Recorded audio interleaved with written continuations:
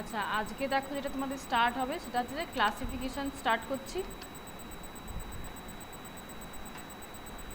এর দিনে ডেস্কটপ পর্যন্ত করা হয়েছিল, বা সুইচ অন কীভাবে করব বা অফ কীভাবে করব, এই এতটা পর্যন্ত কাজ হয়েছিল।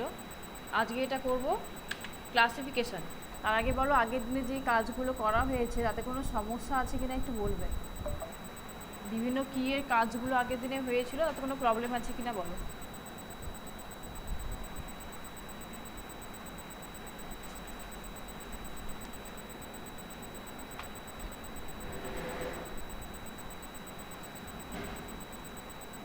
চলো, কেউ কিছু বলছে, আমরা ক্লাসিফিকেশন স্টার্ট করছি। দেখো, কম্পিউটারকে মেইনলি আমরা তিনটে পার্টে ভাগ করতে পারি। কি কি? অ্যানালগ কম্পিউটার, ডিজিটাল কম্পিউটার, আর একটা হচ্ছে hybrid computer. Analogue computer, digital computer দুটো পার্ট, মেইনলি দুটো পার্টে ভাগ করা যায়, কিন্তু এই দুটোকে কম্বাইন করেও এক ধরনের কম্পিউটার রেডি করা হয়েছিল, যেটা হচ্ছে হাইব্রিড কম্পিউটার।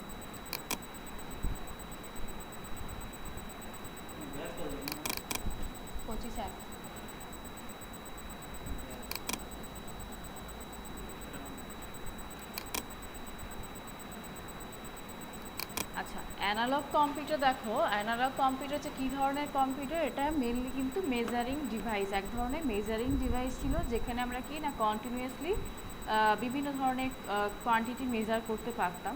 কিন্তু দেখা গেল কি, এখানে সুবিধা বেশ কিছু ছিল, তা সত্ত্বেও অনেক এরর শো করতো।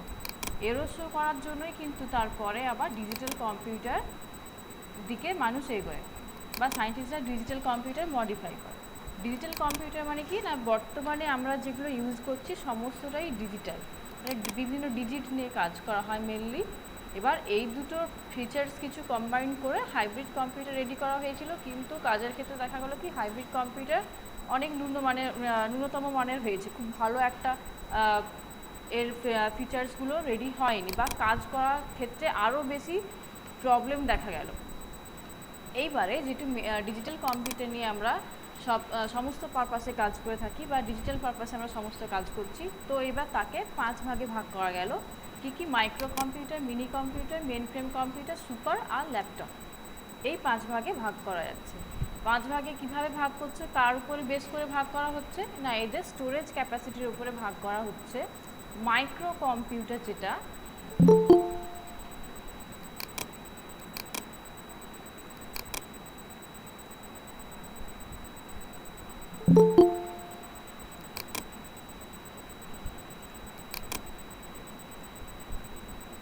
মাইক্রো কম্পিউটার যেটা, তার থেকে স্টোরেজ ক্যাপাসিটি মিনি কম্পিউটারে, বাবারে এখনও জয়েন হচ্ছে দেখো।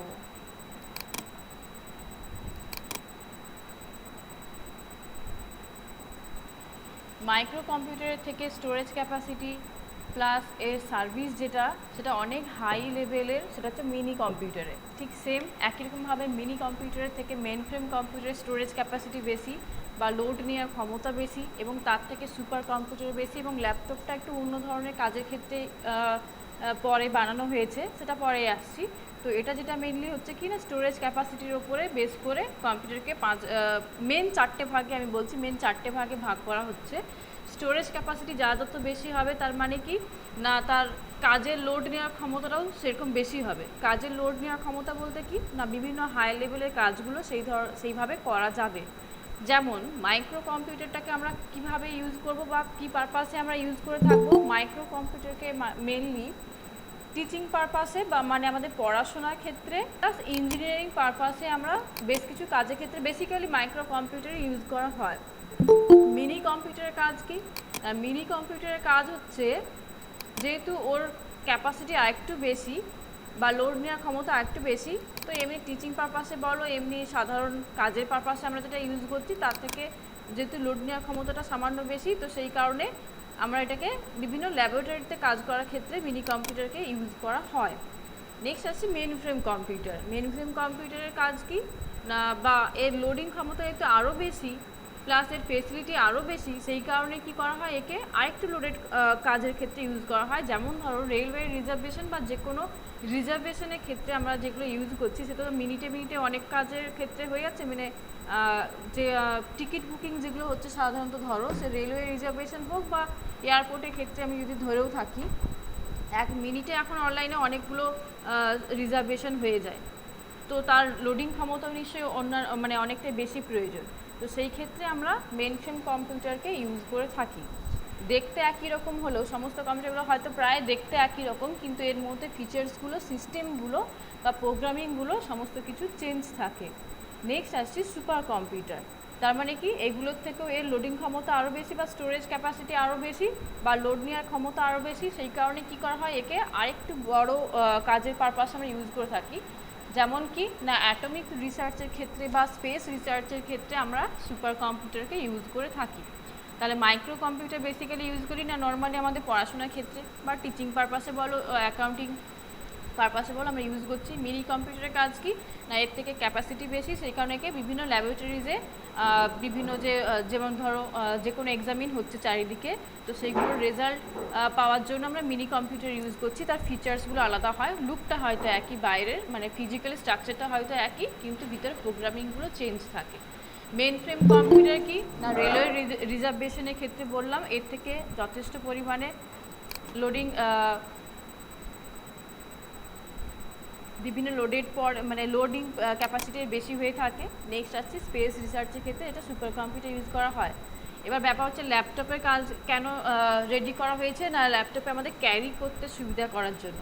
সমস্ত কম্পিউটার আমরা ইউজ করছি, এত ফেসিলিটি আছে ঠিক আছে, কিন্তু তা বলে তো আর মানে ইলেকট্রিসিটি ছাড়া তো আমরা এটাকে ইউজ করতে পারবো না। মানে এরকম সিপিইউ ইউপিএ সবসময় মাথায় করে নিতে আর ঘুরতে পারি না। তো নিজস্ব কাজের পারপাসে যাতে ক্যারি করতে সুবিধা হয় সেই কারণে ল্যাপটপটা পরে বানানো হয়েছে। ল্যাপটপ কিন্তু এদের মাঝখানে যে এদের থেকেও লোডেড ক্যাপাসিটি আরও বেশি বা স্টোরেজ ক্যাপাসিটি বেশি তা কিন্তু নয়, এদের থেকে অবশ্যই কম লোডিং মানে লোড নেওয়ার ক্ষমতা আছে, প্লাস স্টোরেজ ক্যাপাসিটি অনেক কম ল্যাপটপের হয়ে থাকে। তো শুধুমাত্র যাতে আমরা ক্যারি করতে পারি, এক জায়গা থেকে অন্য জায়গায় ইজিলি নিয়ে যেতে পারি এবং যাতায়াতের পথেও কাজ করতে পারি, সেই কারণে ল্যাপটপটাকে ডিজাইন করা হয়। নেক্সট আসছে মাইক্রো কম্পিউটারে, দেখো 3টে ভাগ আছে, পিসি, পিসিএটি এবং পিসিইটি। পিসিটা কি না, পিসির ফুল ফর্ম হচ্ছে পার্সোনাল কম্পিউটার। পিসির ফুল ফর্ম হচ্ছে যে পার্সোনাল কম্পিউটার, যেটা আমরা ইউজ করে থাকি পড়াশোনার ক্ষেত্রে বা সমস্ত জায়গার ক্ষেত্রে। দেখো স্কুলে কলেজে বিভিন্ন জায়গাতে ইউজ করা হচ্ছে, ওটা পিসি ইউজ করি বা পার্সোনাল কম্পিউটার আমরা ইউজ করে থাকি। এবং দেখবে যাদের কম্পিউটার আছে, দেখবে প্রথম যখন নিয়ে আসো বা একটা জায়গাতে মাই পিসি বা মাই কম্পিউটার বলে পার্ট থাকে। এখন মাই কম্পিউটারটা আগে পুরনো দিকে যে অনেক আগের কম্পিউটারগুলোতে লেখা থাকে, একটা ফোল্ডার থাকে দিস পিসি বলে, তো এটা হচ্ছে পার্সোনাল কম্পিউটার। পিসিএটির ফুল ফর্ম হচ্ছে যে personal computer in advance technology, personal computer in advance technology এবং personal computer in extended technology.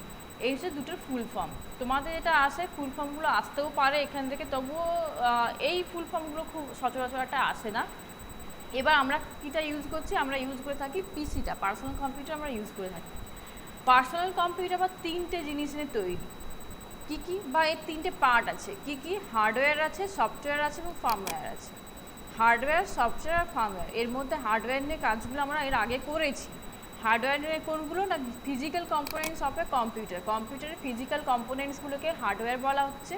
যেগুলো নিয়ে আমরা কাজ করেছি তার মানে কি না, মনিটর নিয়ে আগে পড়েছি, ইনপুট ডিভাইস যেটা, আউটপুট ডিভাইস এবং প্রসেসিং ডিভাইস, এই 3টে পার্টে কাজ আমাদের হয়ে গেছে এবং এই 3টে নিয়েই হার্ডওয়্যারটা মেনলি তৈরি। নেক্সট হচ্ছে কি না, সফটওয়্যার। সফটওয়্যার কি না, আমরা এমন একটা প্রোগ্রাম যেটা আমরা টাচ করতে পারি না বা দেখতে পারি না, কিন্তু সেটা থ্রু আমরা কাজ করে থাকি, সেটা হচ্ছে সফটওয়্যার। কীরকম দেখো, ব্র্যাকেটের কথা লিখেছি, software is a set of programs to do a job using the hardware.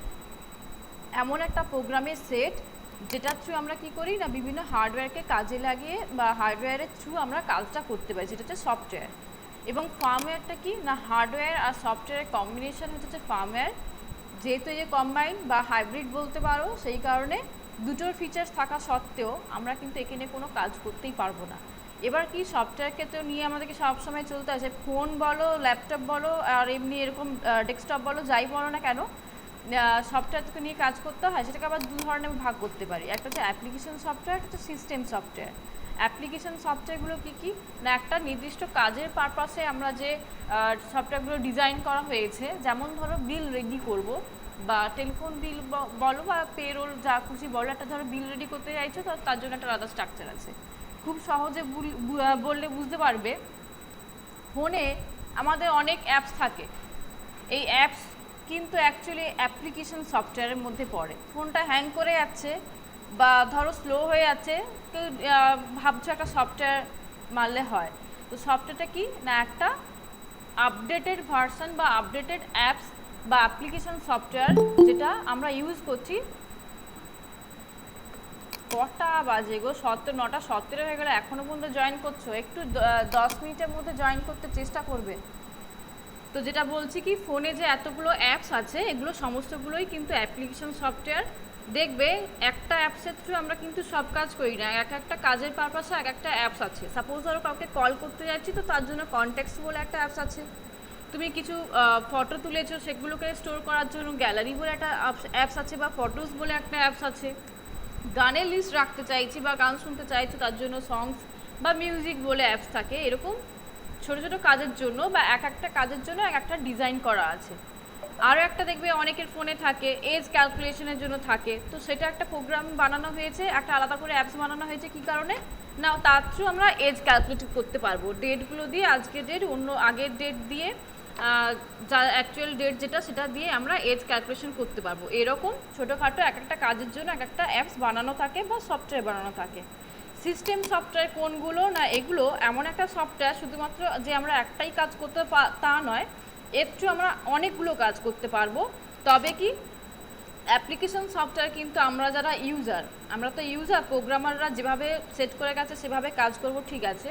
তবে কি আমরা যারা ইউজার আছি, অ্যাপ্লিকেশন সফটওয়্যার আমরা নিজেদের কাজের জন্য তৈরি করতে পারি। ধরো কারো বিজনেস আছে বাড়িতে, বা নিজে কোনো বিজনেস শুরু করতে চাইছো, তো নিজের যে ধরনের কাজ চাইলে আমরা সেরকম ডিজাইন করে নিতে পারি, কোড দিয়ে সেরকম ডিজাইন করতে পারি, বা প্রোগ্রাম সেট করে সেরকম ডিজাইন করে নিতে পারি একটা সফটওয়্যারকে। কিন্তু সিস্টেম সফটওয়্যার হচ্ছে যে এমন সফটওয়্যার যেগুলো কি না, প্রোগ্রামাররা যেভাবে প্রোগ্রামিং করে গেছে আমাকে ওই রাস্তা ধরেই চলতে হবে, তাদেরকে বাইরে আমরা চলতে পারবো না। আর ফার্মার যেহেতু নিয়ে কোনো কাজ হচ্ছে না, এর মধ্যে আর কোনো ভাগ নেই, বা একে নিয়ে পরবর্তীকালে কিছুতে এগোনো হয়নি। নেক্সট স্লাইডে আসছি। ক্যারেক্টার বলে টার্মস আমরা কিছু ইউজ করব আমরা যখন কাজ করব। এবার ক্যারেক্টার কথাটা প্রচুর পরিমাণে শুনতে পাবে। ক্যারেক্টার জিনিসটা কি না, character is a term that is use to describe the alphabet, numerals and symbols. মানে কি, আমরা ক্যারেক্টার টার্মটা যেটা ইউজ করব সেটার মধ্যে কি কি বা কাকে কাকে ডেসক্রাইব করবে ক্যারেক্টার ওয়ার্ডটা, যে কোনো অ্যালফাবেটকে ডেসক্রাইব করবে, যে কোনো নিউমেরালস মানে নাম্বার হতে পারে, যে কোনো সাইন বা সিম্বল হতে পারে। আমরা লেখার ক্ষেত্রে কম্পিউটার নিয়ে এখন কাজ করবো, বিভিন্ন লেখালেখির তো কাজ করব, তো A to Z তুমি যা কিছু টাইপ করছো, প্লাস মাইনাস স্ল্যাশ হ্যাশ যা সাইন ইউজ করো, তাছাড়াও কি বলবো, যে কোনো সাইন সিম্বল বা যে কোনো নাম্বারও হতে পারে, যা কিছু টাইপ করবে সবটা হচ্ছে এক একটা ক্যারেক্টার।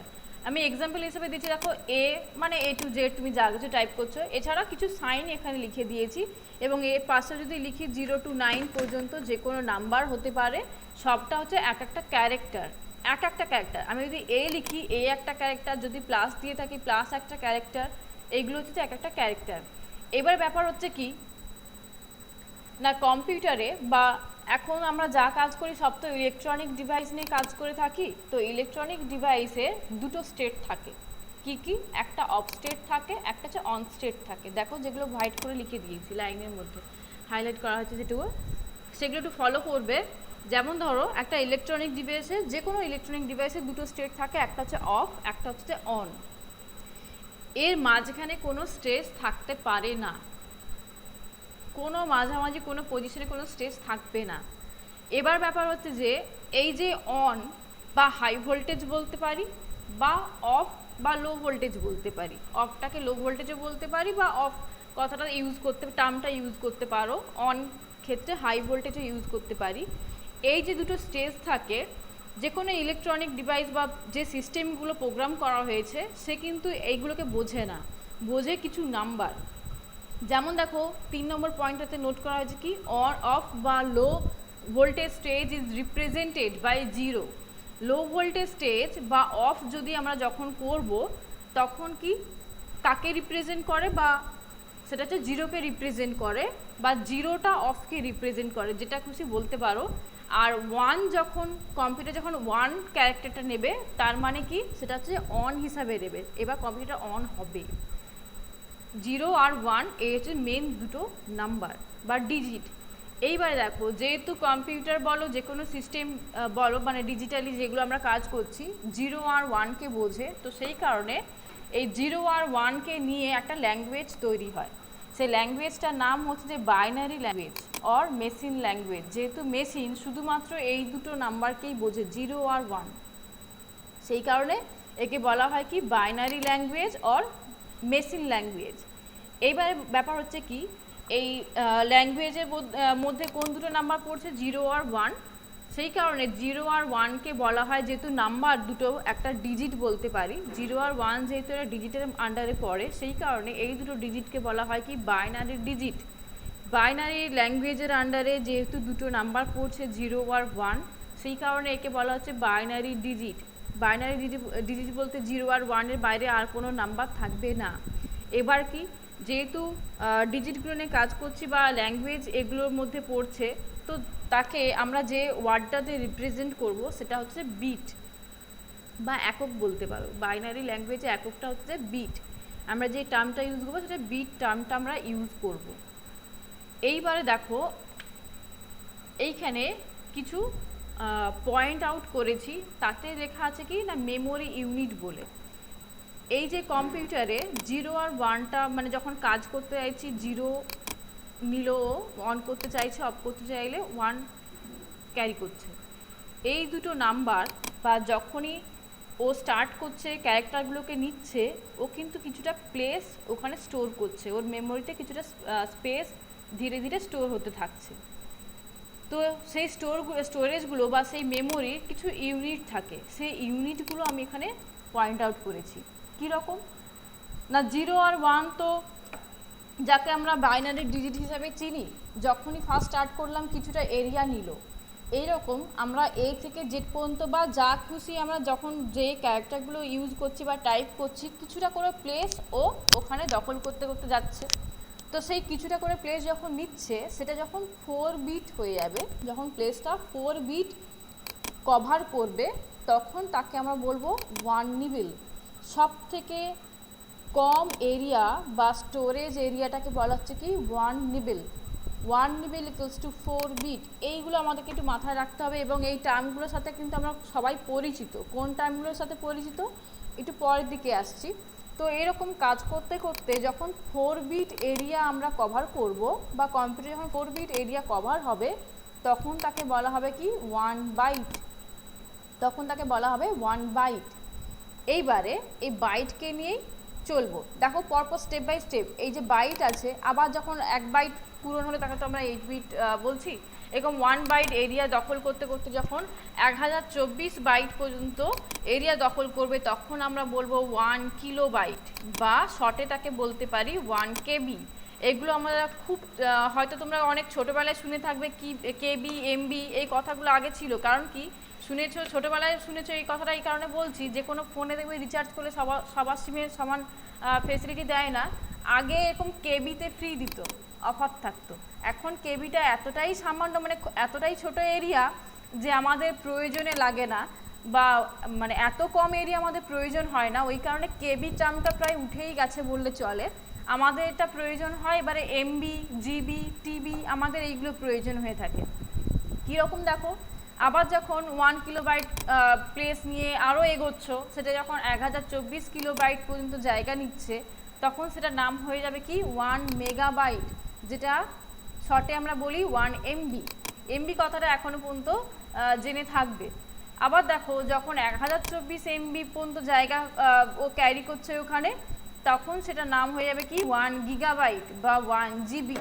এই টার্মটার সাথে আমরা প্রত্যেকেই খুব ভালোভাবে জানি, প্রত্যেক মাসে মাসে সবাই আমরা রিচার্জ করে থাকি, নেট প্যাক বলো যাই বলো, তাতে আমাদের জিবি পার ডে 1 থেকে 1.5 জিবি করে ফোনে একটা করে প্লেস দেওয়া থাকে, যাতে আমরা আরও কাজটা করে ওই প্লেসটা মানে ওই যতটা প্লেস আমাদেরকে দেওয়া রইলো ওই পুরো প্লেসটা নিয়ে আমরা কাজ করতে পারি। তো দেখা এটা হচ্ছে 1 জিবি। এইবার ব্যাপার হচ্ছে যে 1 জিবিকে পেরিয়ে যখন 1024 জিবি কাজ করতে যাচ্ছ তখন তাকে বলা হয় কি 1 টেরাবাইট বা 1 টিবি। এবার ব্যাপার হচ্ছে যে আমরা তো মেনলি ফোনে মানে যতটা তোমরা ফোনে অভ্যস্ত কম্পিউটারে অতটা তো অভ্যস্ত নয়, ফোনে কিন্তু এতটাও স্টোরেজ ক্যাপাসিটি দেওয়া থাকে না যে টিভি পর্যন্ত ক্যারি করতে পারবে, যেটা একটা কম্পিউটারের ক্ষেত্রে হতে পারে। একটা এক্সাম্পল বলবো, তার ক্ষমতাও সেরকম, যেটা আমরা আদার্স পারপাসে অন্যান্য কাজের পারপাসে ইউজ করতে পারি। তাহলে কি না, প্রত্যেকের হিসাবে দেখো 1024 করে আছে, তাহলে যখন 1024 কিলোবাইট কাজ করছো তখন তাকে বলা হবে 1 মেগাবাইট বা 1 এমবি। আবার যখন 1024 এমবি নিয়ে কাজ করছি তখন তাকে বলা 1 গিগাবাইট। আর যখন 1024 গিগাবাইট নিয়ে কাজ করছি বা জিবি নিয়ে কাজ করব তখন তাকে বলা হবে কি 1 টেরাবাইট বা 1 টিবি, যেটা আমাদের কম্পিউটারের কিন্তু স্টোরেজ ক্যাপাসিটি অতটাই, মানে টিবি পর্যন্ত হতে পারে। এবার ব্যাপার হচ্ছে কি, এই যে বলছি কিছুটা প্লেস নিচ্ছে, তো বিভিন্ন যখন প্রোগ্রামাররা প্রোগ্রাম বানিয়ে গেছে তাদের তো এক একটা মতামত নিশ্চয়ই ছিল, এবং সেটা নিজেদের মধ্যেই হয়তো বিভিন্ন কনফিউশনের মধ্যে ছিল, যে একজন বলছে যে একটা ক্যারেক্টার যখন লিখছি যে এতটা প্লেস নিচ্ছে বা এত বিট প্লেস নিচ্ছে, আরেকজন বলছে এত বিট প্লেস নিচ্ছে। তো এই সমস্ত মতামতের বাইরে গিয়ে দুটো কোড আমাদেরকে জানতে হবে, সেটা কি অ্যাস্কি কোড আর হচ্ছে এফডিক কোড। এই দুটোর ফুল ফর্ম তোমাদের আসে। অ্যাস্কি কোডটা কি না, যখন এত মতামতের বাইরে গিয়ে আমেরিকান ইউনিভার্সিটি একটা তাদের প্রোগ্রামিং বা প্রোগ্রাম অনুযায়ী একটা ডিসাইড করলো কি না, অ্যাস্কি কোড অনুযায়ী যে কোনো ক্যারেক্টার যদি আমরা টাইপ করি, যে কোনো ক্যারেক্টার যদি টাইপ করি সেটা কম্পিউটার মেমোরিতে 7 বিট পর্যন্ত জায়গা নেয়। তাদের মতে 7 বিট পর্যন্ত জায়গা নেয় বা 7 বিটকে রিপ্রেজেন্ট করে। এই অ্যাস্কি কোডের ফুল ফর্ম কি, American standard code for information interchange. American standard code for information interchange, এইটা তোমাদের অনলাইন কোশ্চেনে আসে, কারো না কারোর ক্ষেত্রে আসে, সবার ক্ষেত্রে যে আসে তা বলবো না, কারণ কি অনলাইন এক্সামের ক্ষেত্রে কারো কোশ্চেন সমান হয় না। এফডিক কোড কি না, এফডিকের ফুল ফর্ম হচ্ছে extended binary coded decimal interchange. এইরকম তাদের মতামত অনুযায়ী কি না, কোনো একটা ক্যারেক্টার সিস্টেমে 8 বিট পর্যন্ত জায়গা নিয়ে থাকে, তাহলে অ্যাস্কি কোড অনুযায়ী 7 বিট পর্যন্ত একটা ক্যারেক্টার জায়গা নিয়ে থাকে, আর এফডিক কোড অনুযায়ী 8 বিট পর্যন্ত একটা ক্যারেক্টার জায়গা নিয়ে থাকে। এফডিকের ফুল ফর্ম কি, extended binary coded decimal interchange. এই দুটো ফুল ফর্ম মনে রাখলেই হবে। আর অ্যাস্কি কোড অনুযায়ী যে 7 বিট জায়গা নেয় আর এফডিক কোড অনুযায়ী যে 8 বিট জায়গা নেয়, এই দুটো পয়েন্ট মনে রাখলে হবে। টোটাল এর মধ্যে থেকে তোমাকে 4টে পয়েন্ট মনে রাখতে হবে। একটা জিনিস এই যে দেওয়া আছে, কতগুলো যে পয়েন্ট আউট করা আছে, যে মেমোরি ইউনিটগুলো যে পয়েন্ট আউট করা আছে, এখান থেকে তোমাদের শর্টে কোনো ক্যালকুলেশন টাইপের কোয়েশ্চেন আসতে পারে, ফিল ইন দ্য ব্ল্যাঙ্কস টাইপের কোয়েশ্চেন আসতে পারে। যদি ক্যালকুলেশন টাইপের কোশ্চেন আসে, এই যে 1024, এই 24-এর হিসাবগুলো তোমরা করবে না, রাউন্ড ফিগার ধরে কাজ করবে, মানে প্রত্যেকটা হাজার ধরে কাজ করবে। কারণ কি আমরা তো ক্যালকুলেটর বা মোবাইল নিয়ে কাজ করতে পারবো না অনলাইন এক্সামের দিনে, তো মুখে মুখে এতে শর্টে কাজ হয়, সেই কারণে হাজার ধরে কাজ করবে, 1000 ধরে কাজ করবে। নেক্সট আসছি, দেখো এখানে আগে সেন্ট্রাল প্রসেসিং ইউনিটের ভাগ করেছি, কারণ কি পরে একটা স্ট্রাকচার আছে যাতে করব কি না, এই যে এত কিছু ঘটনা ঘটছে, এত যে সহজে আমরা 1 সেকেন্ডের মধ্যে সমস্ত কাজের ফলাফল পেয়ে যাচ্ছি, তার পুরো স্ট্রাকচারটা করা আছে। কীরকম, তার জন্য কিছু কিছু শর্ট ফর্ম আমি ইউজ করেছি, সিইউ, এইউ, এলইউ, এইগুলো যাতে চিনতে পারো তার জন্য আগে থেকে একটা পয়েন্ট হচ্ছে, সেটা হচ্ছে সেন্ট্রাল প্রসেসিং ইউনিট বলে পয়েন্ট করা আছে। সেন্ট্রাল প্রসেসিং ইউনিটের এটা হচ্ছে মেন জায়গা, কম্পিউটারের হচ্ছে মেন জায়গা। এর 3টে পয়েন্ট থাকে বা 3টে প্লেস থাকে। কি কি, রেজিস্টার, অ্যারিথমেটিক লজিক ইউনিট আর হচ্ছে কন্ট্রোল ইউনিট। রেজিস্টার কোনটা না, দেখো লেখা আছে, আর register is a small place in the CPU. CPU সব থেকে ছোটো অংশতে রেজিস্টার, যেটা কি করে না, it can store a very small amount of data. এটা কিসে হেল্প করে, যে কোনো ডেটা স্টোর করতে সাহায্য করে। ডেটা স্টোর করে আর কিসে সাহায্য করে না, যে কোনো অ্যাডিশন বা যে কোনো মানে ক্যালকুলেশনের ক্ষেত্রে যেমন কাজ করছে, মেনলি যে কোনো লোডিং ডেটা বা ডেটা লোডিংয়ের ক্ষেত্রেও কাজ করে মেমোরিতে। নেক্সট আসছে অ্যারিথমেটিক লজিক ইউনিট, যেটাকে শর্ট ফর্ম হচ্ছে যে এএলইউ, যা শর্ট ফর্ম হচ্ছে যে এএলইউ। এই নামটা হয়তো তোমরা আগে শুনে থাকবে। তার ফুল ফর্ম হচ্ছে যে অ্যারিথমেটিক লজিক ইউনিট। যে নাম যেমন তেমনি তার কাজ কীরকম না, এই পার্টটার কাজ কি না, মেকিং ম্যাথমেটিক্যাল ক্যালকুলেশন। অ্যারিথমেটিক মানে জানোই, বুঝতে পারছো, ম্যাথমেটিক্যাল ক্যালকুলেশনের আন্ডারে পড়ছে। আর লজিক ইউনিট মানে কি, কাজ করার পরে বা ক্যালকুলেশন করার পরে তাকে লজিক্যালি ডিসিশন নেওয়ার ক্ষেত্রে এই পার্টটা হেল্প করে। আর কন্ট্রোল ইউনিট কি, এই যে রেজিস্টার হচ্ছে, ডেটা লোডিং হচ্ছে বা বিভিন্ন ক্যালকুলেশন হচ্ছে এবং তার যে লজিক্যালি পুরো কাজটা ঘটছে, এই সমস্ত পার্টগুলোকে কন্ট্রোল করে এই কন্ট্রোল ইউনিট বা সিইউ কন্ট্রোল করে থাকে। এবার দেখো পুরো প্রসিডিওরটা কীভাবে কাজ হচ্ছে। আমরা ইনপুট ডিভাইস মানে কিবোর্ড, মাউস, এগুলোর থ্রু বিভিন্ন ইনস্ট্রাকশন দিচ্ছি, বিভিন্ন ডেটা পুট করছি। সেই ডেটাটা যাচ্ছে কোথায় না কন্ট্রোল ইউনিটে যাচ্ছে। ডেটাটা যাচ্ছে কোথায় না কন্ট্রোল ইউনিটে যাচ্ছে। কন্ট্রোল ইউনিট হচ্ছে যার শর্ট ফর্ম হচ্ছে সিইউ। এইবারে সেই কন্ট্রোল ইউনিট থেকে ডেটা যাচ্ছে কোথায় এইউতে। এইউ মানে কি, যদিও পুরো টার্মটার নাম এএলইউ যেটা একটু আগে বললাম, তবে অ্যাকচুয়ালি ভিতরে এরকম পার্টে পার্টে কাজ হয়ে থাকে। কীরকম না কন্ট্রোল ইউনিট ফার্স্ট তার পুরো কাজটাকে, ধরো একটা অঙ্ক করতে চাইছো, তুমি সূত্র দিলে, সেই সূত্রটাকে কোথায় পাঠাবে, অ্যারিথমেটিক ইউনিটে পাঠালো। এবার এখানে যোগ বিয়োগ গুণ ভাগ যা করার ও কাজ করবে, দেন সেই পার্টটা কোথায় আসবে, কাজ করার পরে মানে অ্যান্সারও বের করে ফেললো, করে কোথায় পাঠাবে, এলইউতে পাঠাবে। এবার যে কাজটা করলো তাকে লজিক্যালি বিচার করতে পাঠাবে। লজিক্যালি যখন ডিসিশন নেওয়া হয়ে যাবে তখন কি হবে, ওই পার্টটা চলে আসবে আবার কন্ট্রোল ইউনিটে ফিরে আসবে। তাহলে প্রথমে ডেটা পুট করলাম, ডেটা গেল কন্ট্রোল ইউনিটে, কন্ট্রোল ইউনিট সঙ্গে সঙ্গে তাকে এএলইউ পার্টে পাঠিয়ে দিল এবং সেখানে ম্যাথমেটিক্যাল ক্যালকুলেশন বলো, লজিক্যাল ডিসিশন বলো, সব কিছু নিল, নিয়ে তাকে আবার কন্ট্রোল ইউনিটে ফিরিয়ে দিল। কন্ট্রোল ইউনিট তারপরে কি করছে না আউটপুট ডিভাইসের থ্রু আমাদেরকে অ্যান্সারটা শো করাচ্ছে। আউটপুট ডিভাইস কোনটা না মনিটরের থ্রু, মেনলি মনিটরের থ্রু আমরা এখানে কাজ করব। তো মনিটরের থ্রু আমাদেরকে রেজাল্টটা শো করাচ্ছে। এইবারে এর মাঝখানে একটা কেস ঘটে যাচ্ছে কি না, এই যে অ্যারিথমেটিক লজিক ইউনিট, এর মধ্যে সিপি এর মধ্যে তো আরও একটা পার্ট থাকে রেজিস্টার। তাতে কি হয়, বিভিন্ন অ্যাডিশন হোক বা ডেটা লোডিং হচ্ছে সেটা অটোমেটিকলি স্টোর হতে থাকছে।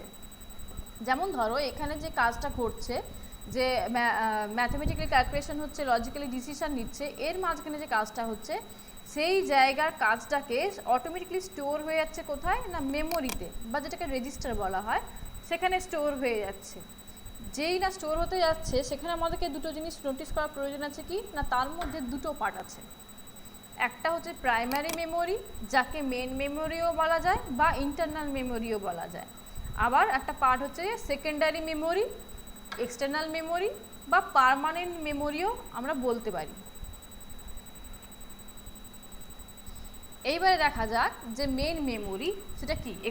সেকেন্ডারি বা এক্সটার্নাল মেমোরি তো আমরা বাইরে থেকে পুট করে থাকি বা বাইরে থেকে ইউজ করে থাকি, কিন্তু ভিতরে যে কাজটা হয়ে থাকে সেটা মেনলি কিন্তু প্রাইমারি মেমোরির মধ্যে কাজ হয়ে থাকে। প্রাইমারি মেমোরির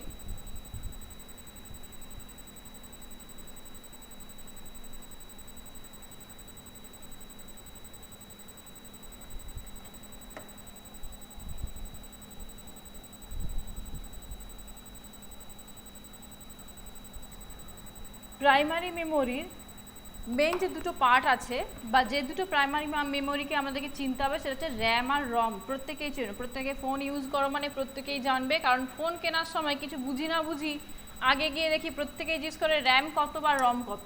এই র্যাম বা রমের খোঁজটা কেন নেওয়া হয় বলো তো, কেন র্যাম আর রমের কথা আমরা ইউজ করে থাকি, র্যামের কাজ কি আর রমের কাজ কি হতে পারে বলো, কে পারবে বলো, র্যাম কি কাজ করে, সে ফোনে হোক বা কম্পিউটার যেখানেই হোক র্যামটা কি কাজ করে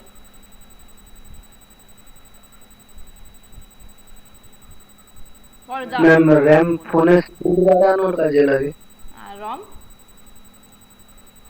রম ফোন মেমোরির কাজে লাগে, ফোন মেমোরি বেশি হওয়ার জন্য। মেমোরি বেশি হওয়ার জন্য কাজে লাগে।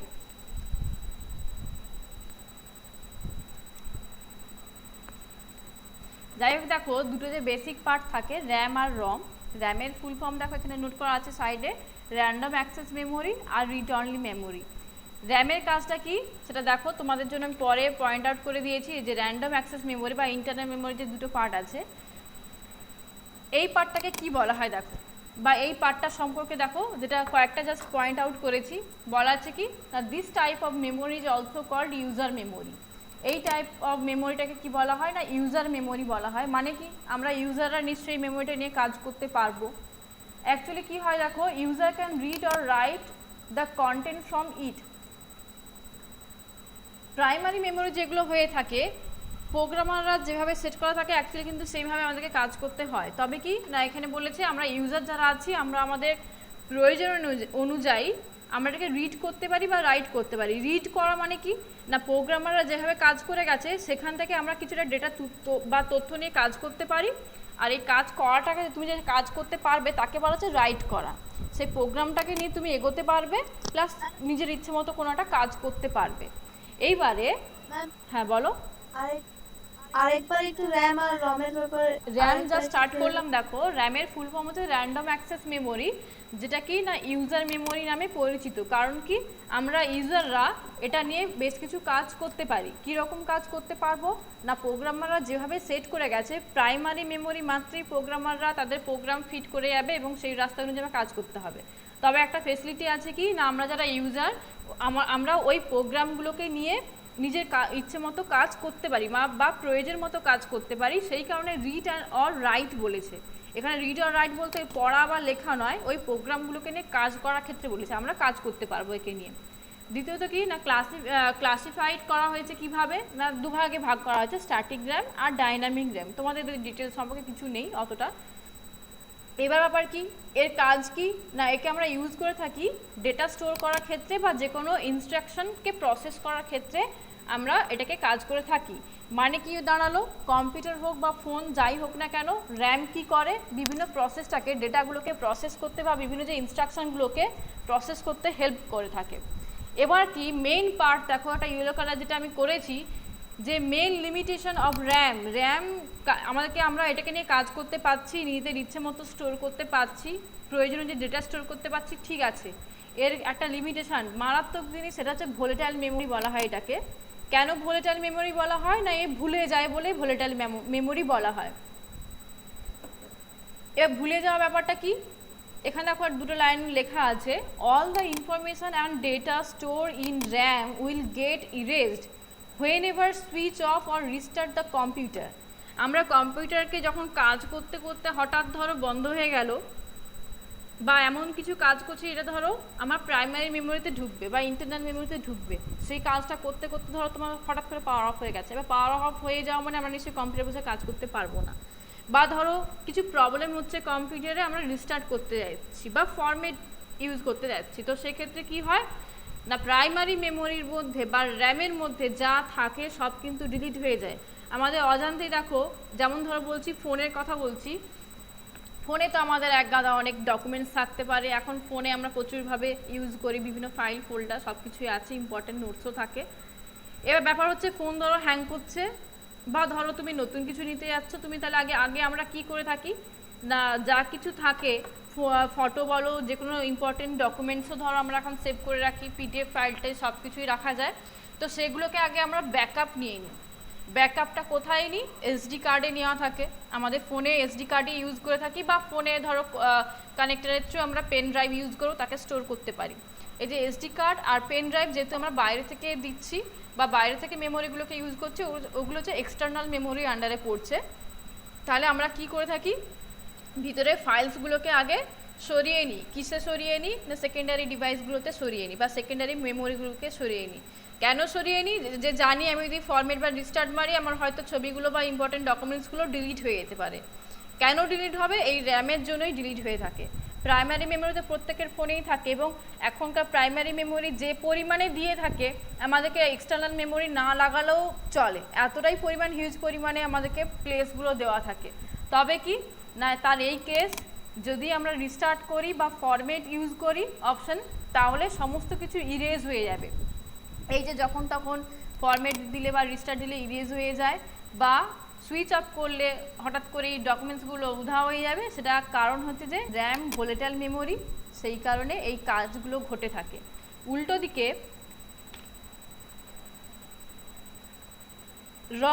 রমের ফুল ফর্ম হচ্ছে যে রিড অনলি মেমোরি। এখান থেকে কিন্তু রমের মধ্যে যে জিনিসগুলো ঢোকে সেখান থেকে কিন্তু খুব সহজে ইরেজ হয় না। তবে কি এই কেস দেখো, রিড অনলি মেমোরি মানে কি, প্রোগ্রামাররা যা বানিয়ে যাবে শুধুমাত্র সেই রাস্তা ধরেই চলতে পারবো। নিজের ইচ্ছে মতো ধরো কাজ করলাম, মনে হলো না এই প্রোগ্রামটা আমি চাইছি না, প্রোগ্রামটাকে আমি আনইনস্টল করবো বা ডিলিট করতে যাব, ওই কেসগুলো কিন্তু সহজে আমরা করতে পারবো না রমের মধ্যে থেকে। যেটা কিনা র্যামের মধ্যে থাকলে আমরা ইজিলি, সাপোজ ধরো তুমি একটা ছবি তুলেছো, তোমার প্রাইমারি মেমোরিতে সেই ছবিটা ঢুকলো, তুমি চাইলে সেটাকে ইজিলি ডিলিট করে দিতে পারবে। নিশ্চয়ই র্যামের মধ্যে সেই প্রোগ্রামটা ফিট করা আছে। কিন্তু কিছু কিছু জায়গায় দেখবে এক একটা ভিডিও হোক বা যে কোনো পিডিএফ ফাইল হোক বা আদার্স কোনো ডকুমেন্টস হোক, খুব সহজে কিন্তু ফোন থেকে তুমি চাইলেও ডিলিট করা যায় না। এই একটা কেস জানি না হয়তো মানে নোটিস করেছি কি না, তবে এই কেসটা ঘটে থাকে। ধরো তোমার ইম্পর্টেন্ট কোনো একটা পার্ট আছে বা ধরো অনেক দিন হয়ে গেছে তুমি এটা চাইছো না, ডিলিট করতে চাইছো, তাহলে ডিলিট অপশানে টাচ করলেও বা ক্লিক করলেও কী হবে, ওটা ডিলিট হবে না, তোমাকে আদার্স একটা কোনো মেসেজ শো করবে। ওরে বাবারে, এতক্ষণ পরে বোধহয় কেউ জয়েন হওয়ার চেষ্টা করছে। কি ব্যাপার, এত তাড়াতাড়ি জয়েন করলে যে? তো যাই হোক, দেখো সেই ক্ষেত্রে কি না, রমের ক্ষেত্রে ওই একটা আমাদের সমস্যা যে প্রয়োজন অনুযায়ী আমরা এটাকে কোনো কিছু চেঞ্জ করতে পারবো না বা ওটাকে নিয়ে ডিলিটও করতে পারবো না, প্রোগ্রামটা এইভাবেই সেট করা আছে। এইবারে ব্যাপার দেখো, দেয়ার আর স্পেশাল টাইপ অফ রম, একটা স্পেশাল ধরনের রম থাকে, যেমন আমরা অন্যান্য সাবজেক্টে পড়ার সময় দেখবে সব কিছুটা ব্যতিক্রম থাকে, তো এর ক্ষেত্রেও একটা আছে, একটা নয় 2-3টে ব্যতিক্রম আছে। কি ব্যতিক্রম আছে না, কিছু কিছু মানে কিছু কিছু রমের কন্টেন্টকে আমরা চাইলে চেঞ্জ করতে পারি, বা বলতে পারো user can store their own program. যা প্রোগ্রাম আছে থাকবে, তোমরা চাইলে তোমাদের নিজস্ব প্রোগ্রামও কিছু এর মধ্যে সেট করতে পারো। এই ধরনের ব্যতিক্রম যেগুলো আছে সেই ধরনের রমগুলোকে বলা হয় কি, পি রম। এটা আমি ভেঙে লিখেছি, পি রম। পি রমের ফুল ফর্ম কি, প্রোগ্রামেবল রম। পি রমের ফুল ফর্ম হচ্ছে যে প্রোগ্রামেবল রম। সেটা কিটা না, কিছু কিছু রম হয় যেখানে আমরা ইউজাররা নিজের ইচ্ছে মতো প্রোগ্রাম সেট করতে পারি বা প্রোগ্রাম নিয়ে কাজ করতে পারি, তো সেই কারণে একে বলা হয় পি রম। আবার বলেছি কি, one type of P ROM is available where the user can erase the contents and rewrite as many Times as she or he wants. মানে কি, কিছু কিছু পি রম আছে, মানে কি প্রোগ্রামেবল রম আছে যেখানে কি না ইউজাররা কি করতে পারে, নিজের প্রয়োজন অনুযায়ী যে কোনো কন্টেন্ট অ্যাড করতে পারে, বা ধরো আগে অ্যাড করেছিলে সেটাকে আবার মডিফাই করে তুমি চেঞ্জও করতে পারো, তুমি যখন চাইবে সেটা যে কোনো সময় করতে পারো। এই যে তুমি কাজ করতে পারবে, বা ধরো প্রোগ্রাম একটা সেট করেছো বা কাজ করেছিলে, তুমি তাকে ডিলিটও করতে পারবে, যেটা কিন্তু সচরাচর হয় না, এর মেন ক্যারেক্টারের মধ্যে সেটা নেই। তো এটাও একটা ব্যতিক্রমের মধ্যে পড়ে। তো এই ধরনের প্রোগ্রামেবল রমকে কি বলা হবে, যেহেতু আমরা ইরেজ করার সুযোগ দিচ্ছে আমাদেরকে, এর ফুল ফর্ম হচ্ছে যে ইপি রম, মানে ফুল ফর্ম বলছে, একে বলা হয় ইপি রম, যার ফুল ফর্ম কি, erasable programmable read only memory. Erasable programmable read only memory, আমরা প্রোগ্রামটাকে ইরেজও করতে পারি।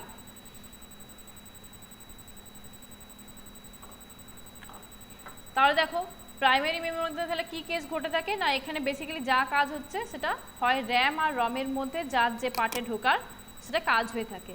এবার সেকেন্ড পার্টে আসি, secondary memory.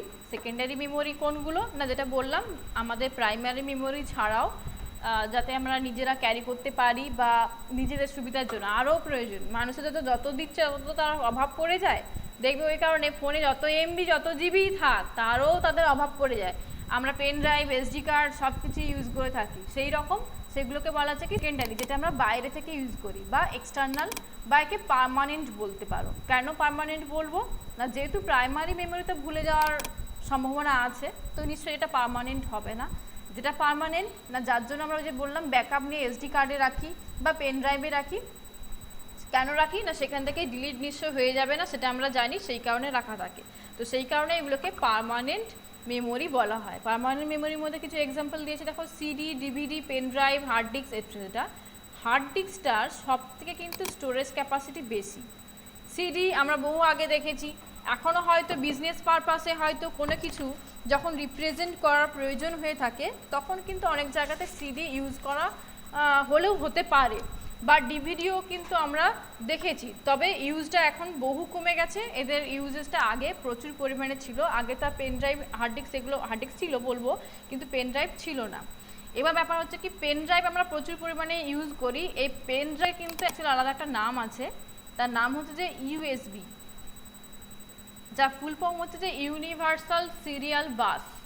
Universal serial bus, তাকে আমরা কিন্তু পেন ড্রাইভ নামে চিনি।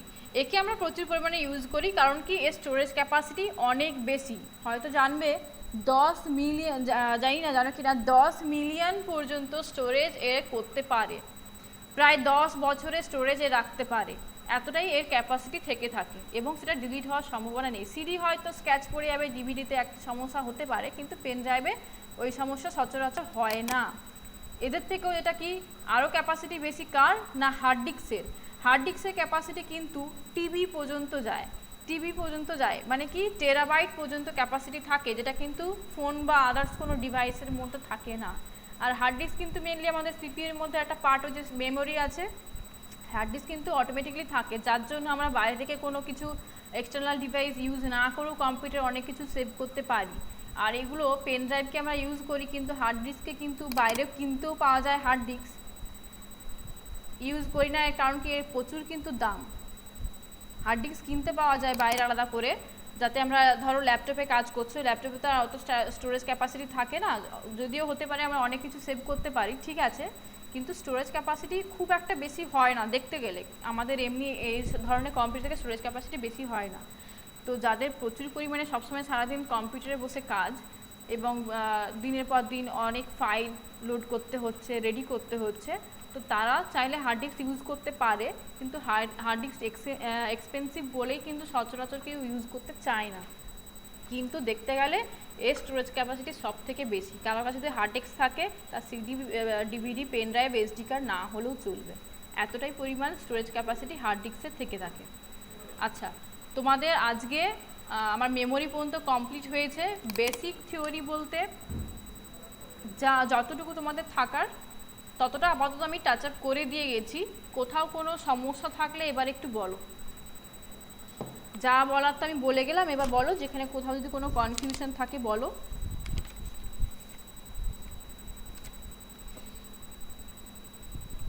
একদম ফার্স্ট ক্লাসের হোক, আগের দিনে কিবোর্ডে কাজ করা হয়েছে, মাউস নিয়ে কাজ করেছি, যে কোনো সমস্যা থাকলে বলো।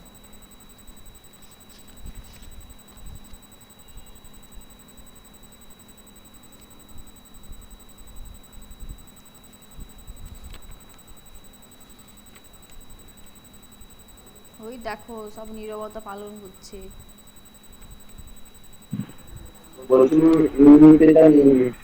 মেমোরি ইউনিট, মেমোরি ইউনিট, এক মিনিট, মেমোরি ইউনিট এটা বলো।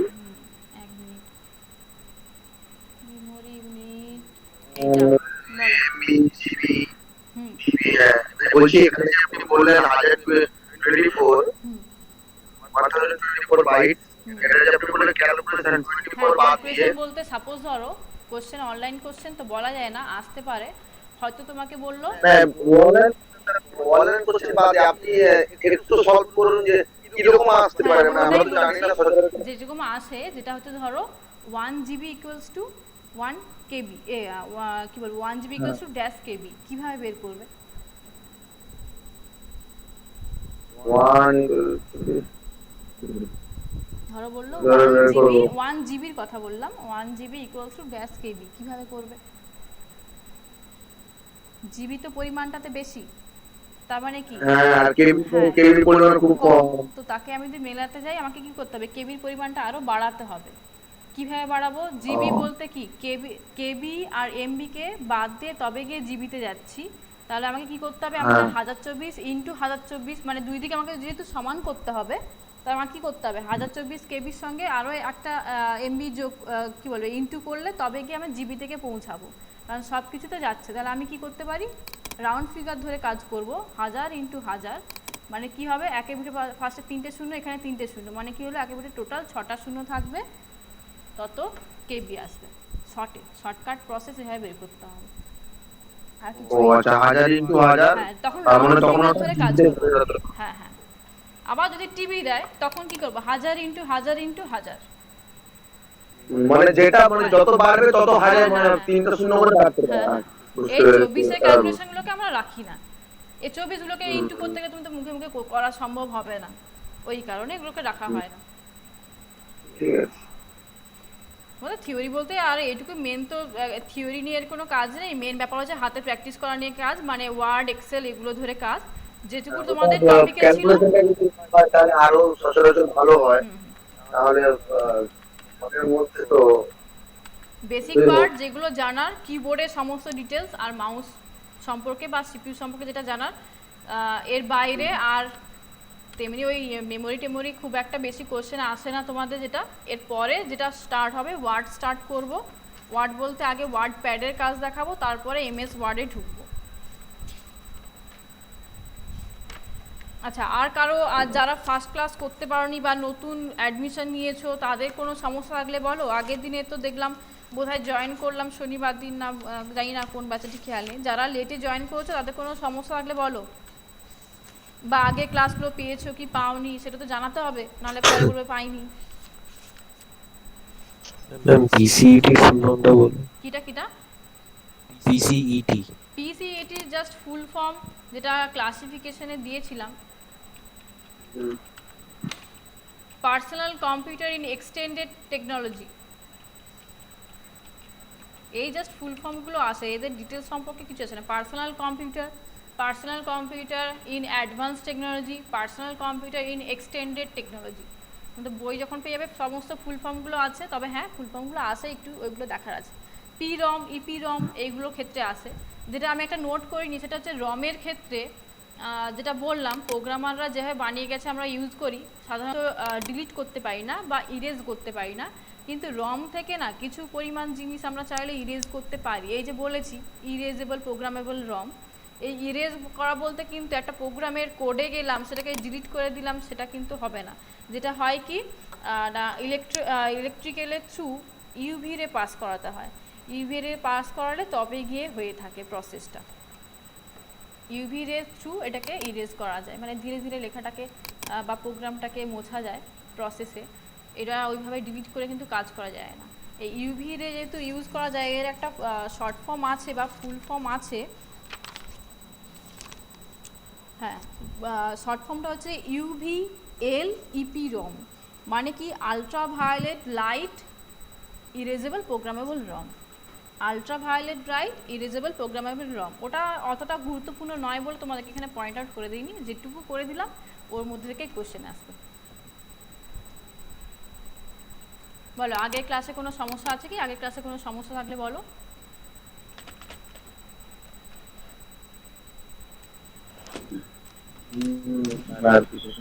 ম্যাম বলছিলাম যে বলো। যে কম্পিউটার অনেক ধরনের তো কম্পিউটার আছে যেটা আপনি বললেন, তো এগুলো কত সালে তৈরি হয়েছে এগুলো কি আসতে পারে না? না না, ওগুলো কিছু আসবে না, ওগুলো তো কম্পিউটারের হিস্ট্রি। সেই হিস্ট্রি তো জানো, হিস্ট্রি হয়, ওর অনেক ব্যাপার আছে না, অত কিছু আসে না, কোনো ইয়ার টিয়ার কিছু আসবে না। মেন তো জিনিস আমাদের এক্সেল, ওয়ার্ড, পাওয়ার পয়েন্ট, এগুলো থেকে কোশ্চেন আসবে, আর ফক্স প্রো থেকে প্রচুর পরিমাণে কোশ্চেন আসবে, মানে এগুলো থেকে কোশ্চেন আসবে। আর থিওরি পার্ট থেকে আসে কিছু কিছু আসে, সেগুলো হচ্ছে এরকম ফুল ফর্ম যেগুলো আসে সেগুলো বলে দিলাম তোমাদেরকে, যা করিয়েছি তার মধ্যে থেকেই আসবে, এর বাইরে আদার্স অত সালটাল কিছু আসবে না। অত ভাবার কিছু নেই, কারণ কম্পিউটারের হিস্ট্রি আলাদা ব্যাপার, তাকে নিয়ে এখন ধরলে এখন সে হিস্ট্রি তো হিস্ট্রি, অনেক কিছু ব্যাপার আছে, অনেকগুলো জেনারেশন আছে, হয়তো জানবে অনেকগুলো জেনারেশন আছে, তার কোন ইয়ার থেকে কোন ইয়ার কোন তো কী জেনারেশন আছে। চার্লস ব্যাবেজের নিশ্চয়ই নাম শুনেছো, আমাদের কম্পিউটারের জনক যাকে বলা হয়।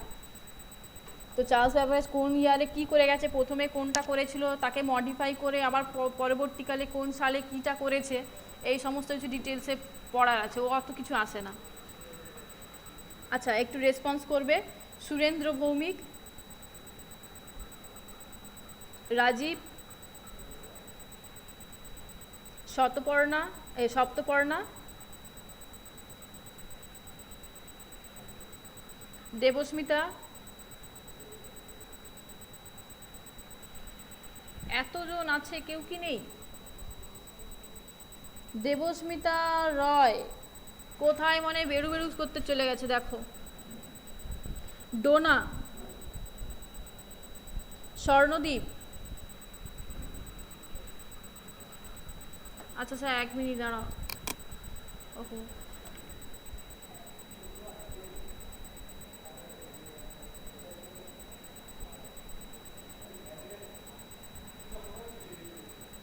আচ্ছা আমার সিস্টেমে 1 মিনিট কিন্তু নেটওয়ার্ক চলে গেছে।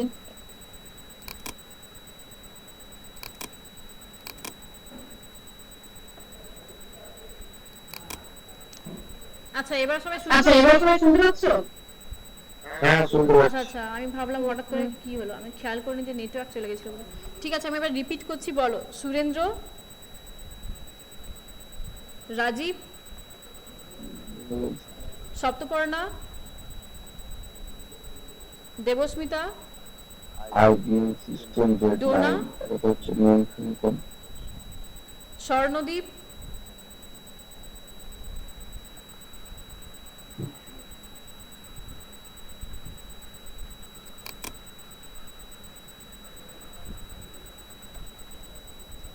আচ্ছা সুরেন্দ্র,